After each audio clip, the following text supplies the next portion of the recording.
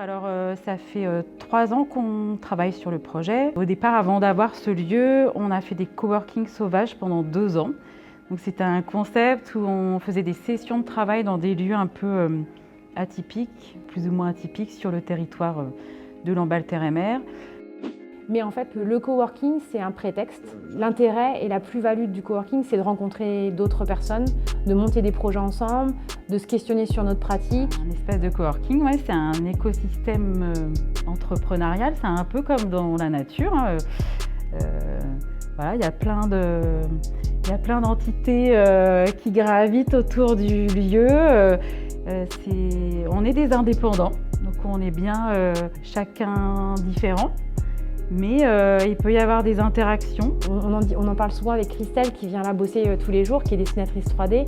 Et Christelle a dit finalement, j'ai tous les avantages d'avoir des collègues sans les inconvénients. C'est un espace qui est louable en fait au quart d'heure. Donc après, l'avantage c'est qu'on n'a pas besoin de regarder sa montre. Nous on facture vraiment au quart d'heure. On peut venir très bien 1 heure, on peut venir tous les jours de la semaine. Enfin, on a des coworkers en illimité, c'est-à-dire ils viennent quand ils veulent en fait. Ils ont un pass et s'ils veulent même bosser jusqu'à minuit, ils peuvent rester jusqu'à minuit.